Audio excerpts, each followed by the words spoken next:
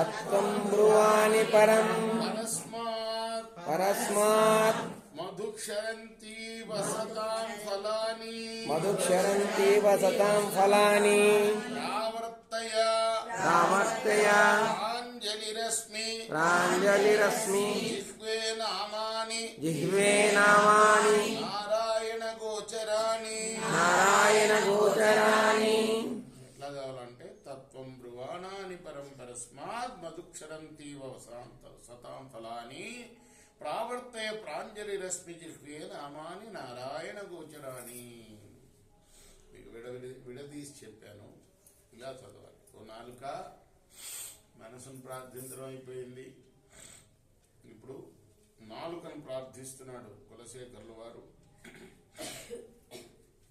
నీకు చేతులు జోడించి సర్వోత్తమమైన సత్యార్థాన్ని చెబుతా విను. పుణ్యపురుషులకు జన్మ సాఫల్యాన్ని ప్రసాదించే మధురమైన భగవన్నామాన్నే ఎప్పుడూ స్మరిస్తూ ఉండు.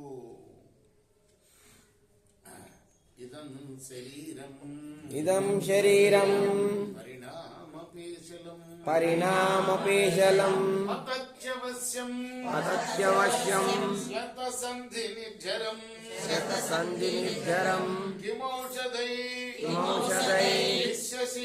విశ్యసి మూఢదుర్మతే నిరామయం కృష్ణరసాయనం పిబా. ఓ మూఢుడా, ఓ దుర్మతి, ఈ శరీరం అనేక సంధులు కలిగి స్వాభావికంగానే దుర్బలమైంది. వయసు మళ్ళినప్పుడు మరింత దుర్బలమవుతుంది. వృద్ధావస్థలో కీళ్ల నొప్పుల్లాంటి ఎన్నో రోగాలతో కృషించి నశించక తప్పదు. దీని చికిత్స కోసం కొన్ని ఔషధాలను సేవించినా కూడా ఈ రోగ మరణాలు లేకపోకుండా ఉంటాయా?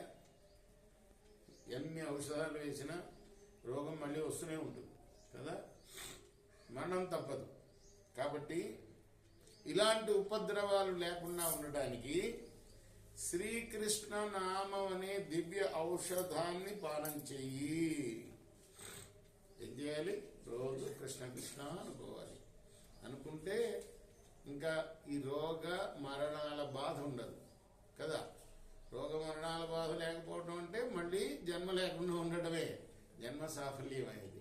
జన్మ సాఫల్యత ఏంటంటే రోగ మరణాలు లేకపోవడం, అంటే భగవంతుడిలో ఐక్యం అవటం. దానికి ఏం చేయాలి? ఎప్పుడూ భగవంతుడి యొక్క నామాన్ని మనసులో ధ్యానిస్తూ ఉండాలి. కృష్ణ